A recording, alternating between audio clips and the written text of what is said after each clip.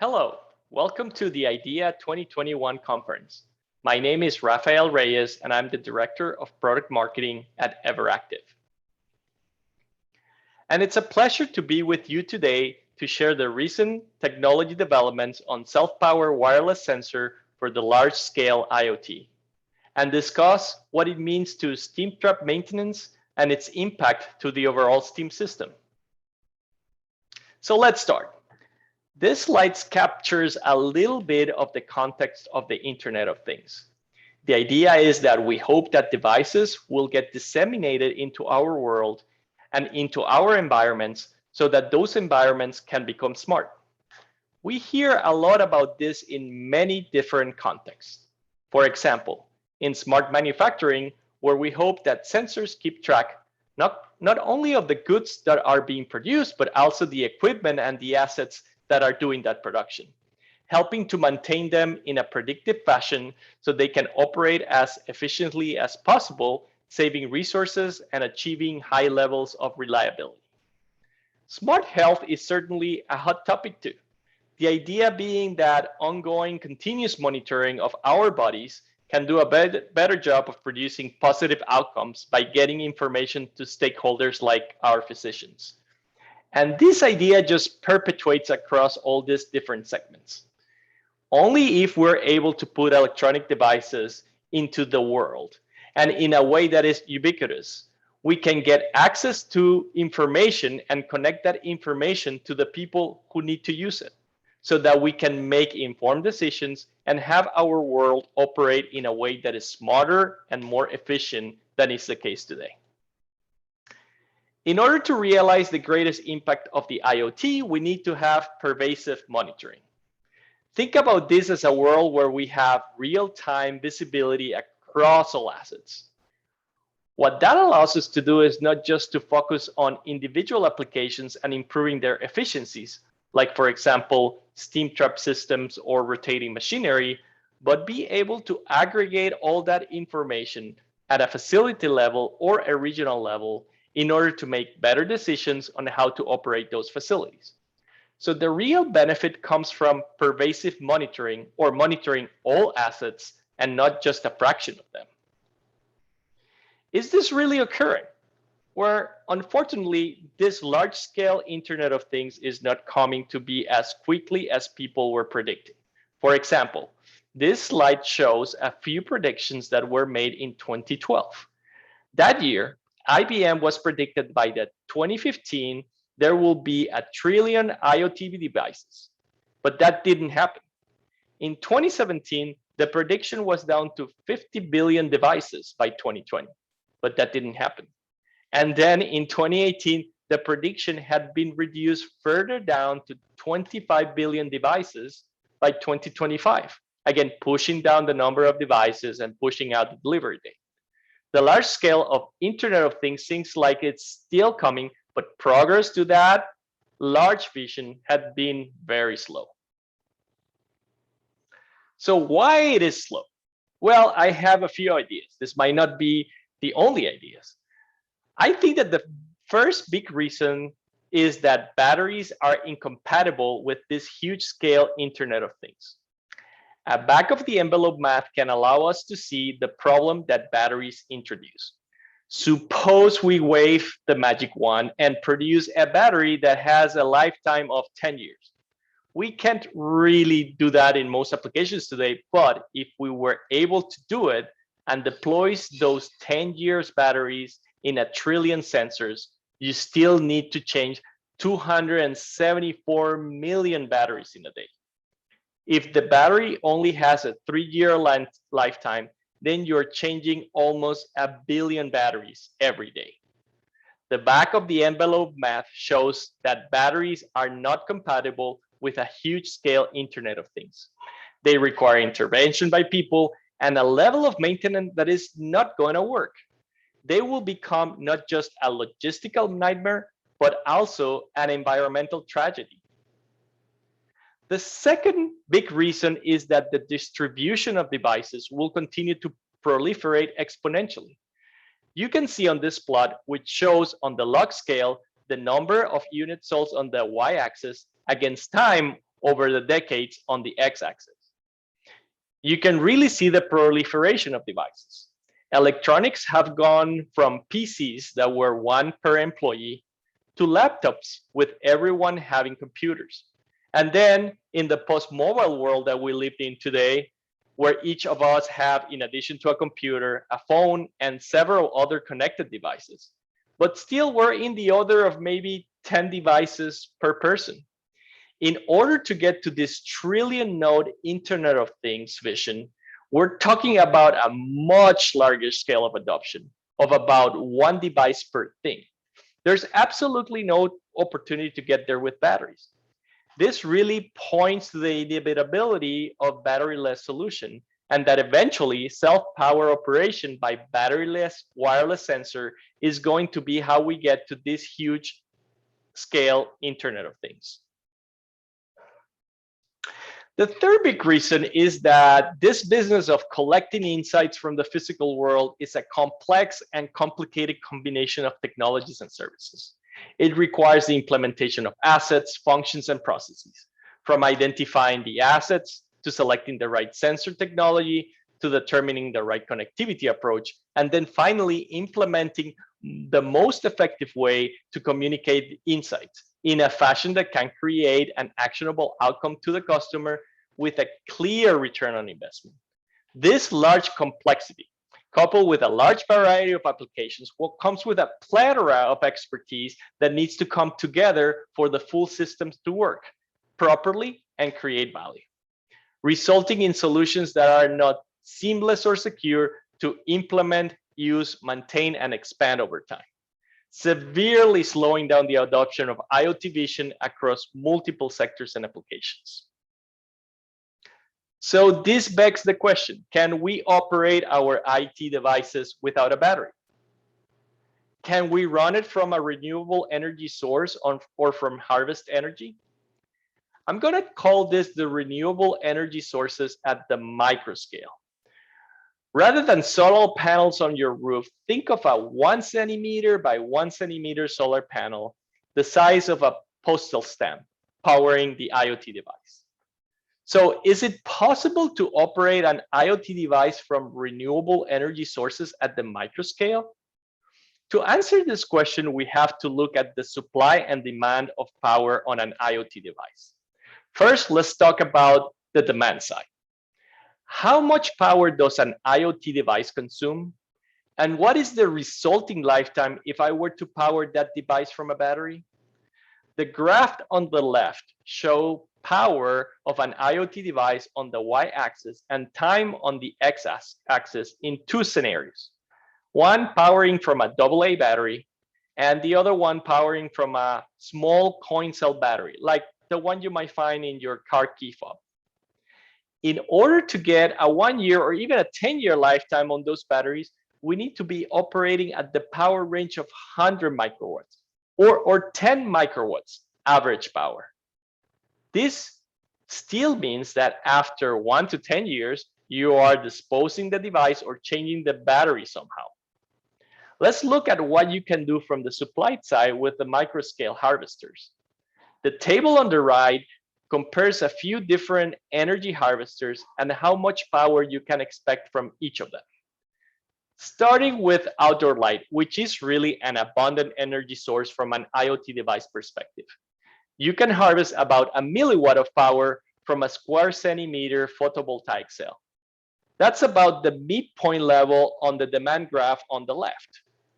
But harvesting from the other sources, such as human motion, like heel strikes in a smart shoe, or vibration, like rotating machinery, or thermal, like harvesting through temperature gradients, and finally, indoor light, like the bulb in the room you're sitting in, the amount of power you can harvest from those sources is between a few hundred to maybe down to a couple tenths of microwatts per square centimeter. So putting all this together, I have drawn this harvested power floor around 10 microwatts. If you could develop an IoT device that has an average power of 10 microwatts or less, you got a really good chance at operating that device continuously from these small amounts of renewable energy sources at the microscale. So how can pervasive remote monitoring be enabled? It all starts with batteryless technology. We design our own in-house custom circuits by leveraging the ultra-low power circuit design expertise that we have developed over the last dozen years or so. Then create circuits that include sensors, data processing chips, power harvesters, radios, and memories, really all the components of an IoT device, and operate the system on a chip under a 10 microwatt power budget. From there, we will build a full stack solution. We integrate those chips into self-powered nodes or devices and power them from heat or solar energy. We connect them with an always-on network that is deployed in a customer's environments. That network connects to the cloud where we can perform additional analytics and drive insights that are valuable for the customer. That full stack solution is targeted to specific solutions in the industrial space, focusing on applications that have the maximum impact to industrial facility operations, improving their efficiency, reliability, and cost.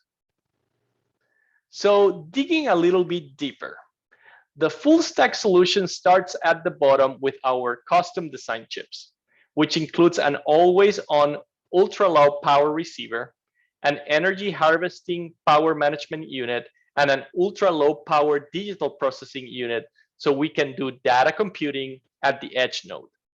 The chips connect directly to energy harvesters and operate those circuits continuously from harvested powers. This is a key differentiation between the typical battery operated device, which often does not operate continuously. It operates on what is called a duty cycle or operates intermittently. And the reason it will operate intermittently is because it is trying to save power and extend the lifetime of the battery. In contrast, you can run the device from harvested energy power sources and you can operate continuously and don't have to transmit the data intermittently. The self-powered nodes are then powered by these ultra-low power custom chips designed to operate from harvested energy alone. There's no battery inside, so they have exceptionally long lifetimes of multiple decades and can continuously sense and compute at the edge and then communicate through our wireless network back to the cloud. We have also developed an always-on network that takes advantage of those ultra-low power receivers, which are listening all the time. The low power network enables scalability to 1,000 nodes per gateway with millisecond latency down to a node or even groups or subsets of nodes. And at the top level is the interface to the user. It includes cloud analytics and a dashboard that allows users to gain visibility into what's going on. And through an insights as a service model, it allows users to define alerts and notify them when an asset has failed or needs maintenance. So the user can go and address that situation right away. The self-powered sensors sense data wirelessly every minute at the 915 megahertz frequency range, which provides a strong sub-megahertz communication with great penetration. The gateway can then communicate to the cloud via Wi-Fi, Ethernet, or LTE. Over 90% of our customers communicate to the cell tower via LTE. The data is then stored in the cloud and can be displayed via a web-based dashboard on a mobile or personal computer device, allowing you to access the data anywhere you can run a web browser. You don't have to install any software and you don't have to configure any software. The dashboard can send notifications via email or text messages and communicate to other EAM or CMMS system via our public API. Sending and receiving data is the most power-hungry activities of an IoT device. A key enabler of this self-power sensors communication is the low-power wireless network protocol. Here, you can compare our Evernet low-power communication protocol with other popular wireless network protocols. The breakthrough technology in the design of radio transmitter and receiver allows the product to lead on sensor density, range, latency, and penetrability while powering only from harvested energy, which is a significant breakthrough. So for what use cases are self-powered sensors technology best suited for? The first constraint that you must evaluate is location. Are the applications in premise or between premises? Since the self-powered sensors communicate to a gateway, they are better used for in-premise applications. Then, self-powered sensors work best in applications that have a large volume of nodes or monitoring assets, where those assets are either on or under monitor, and there is a quantifiable action that can be deducted from the data collected. You can think about these three elements in a Venn diagram, and the best use cases will be at the intersection of these three elements. The initial applications of the self-powered sensor technology includes a steam trap monitor and a rotating equipment monitor. In both cases, the insights generated from the data collected created quantifiable actions that lead to reduced downtime, maintenance costs, energy consumption, and unsafe actions. Currently, there are over 6,000 sensors operating live at several US and Canadian industrial operations in food and beverage, pharma, institutional, and defense organizations. Zooming into the applications of self-powered sensors on the steam trap monitoring use case. The steam is used in a wide range of applications. Steam traps are devices that separate the steam from the condensate in the steam system, you all know that, and they are a mechanical device that wears over time and are a common point of failure for steam systems, which you are probably all have experienced that. At any point in time, 15 to 20% of the steam traps on a steam system will fail and contribute to a lot of waste in energy, water, and CO2 emissions when they fail. The steam trap monitor, or STM, collects data from thermistors in the steam and condensate sides of the steam trap. The STM uses that information to determine the state of the steam trap, including blow-through and intermittent blow-through. The STM powers from the waste heat of the steam pipe via a thermoelectrical generator that can power the sensors from as little as 15 degrees Fahrenheit of temperature difference, and then sends that information to the cloud every minute.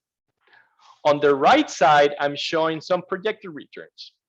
A typical factory could run between a few hundred traps to several thousands and perform annual audits to determine which traps have failed. In this case, we assume a facility with 1,000 traps. Since we offer this solution as a subscription service, there are no upfront hardware costs, and each STM can be installed in under 5 minutes. By being able to replace a failed steam trap right after the failure happens, rather than waiting until the next annual audit to determine that, the facility could save over $1 million every year, with a payback of 3 months and a 5-year ROI of 4.2, which also translate into an annual CO2 savings of 28,000 metric tons. That's the equivalent emission of effectively taking off the road 6,000 vehicles for 1 year. In this case study at an Atlantic Coast Conference University campus, we can get into more detail of the benefit of steam trap monitor with self-powered sensors. At this university campus, we monitor 500 steam traps with an average PSI of 60 pounds, a steam cost of $10 per 1,000 pounds of steam, and an orifice size of 7/32 of an inch.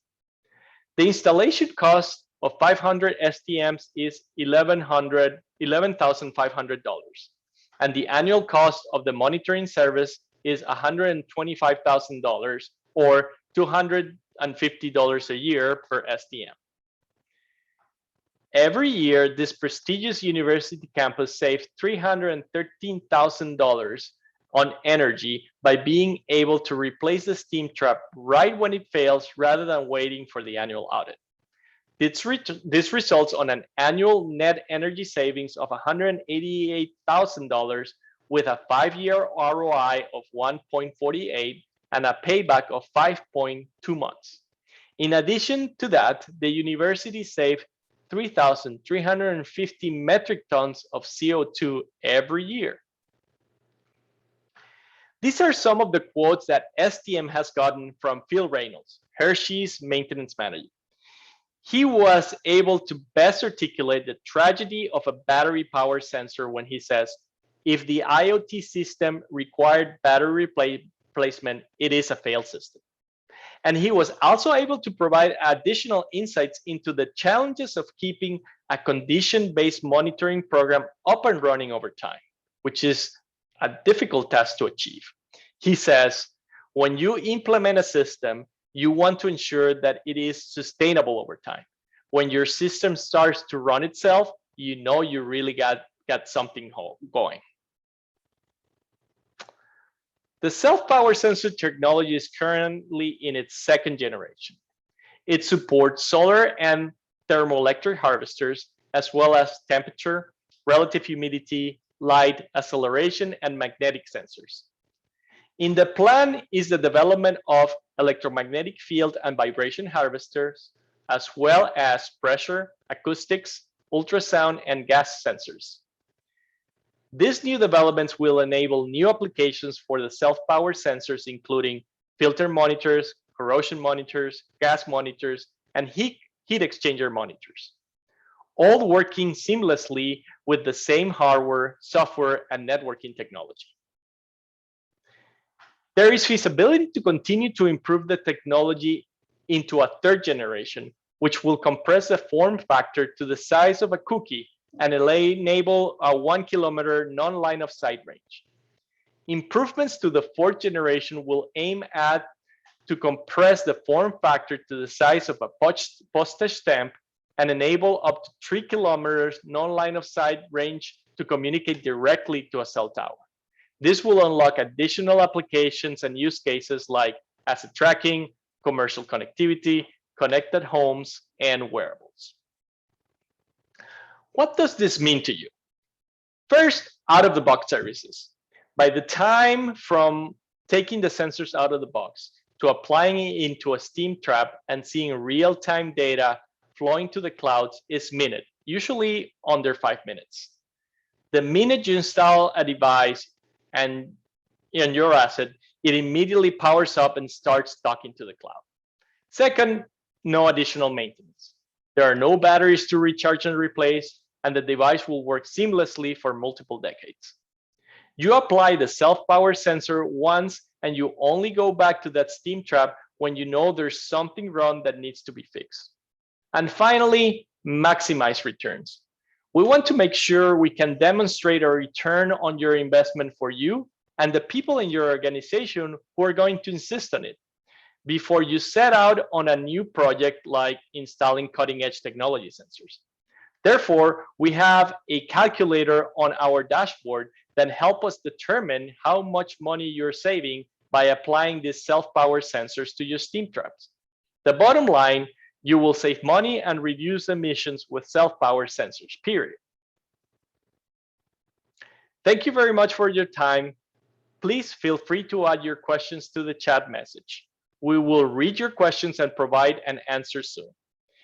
If you have any questions about our products and services, feel free to contact me by email or visit our website at www.everactive.com. Again, thank you for your attention and have a great day.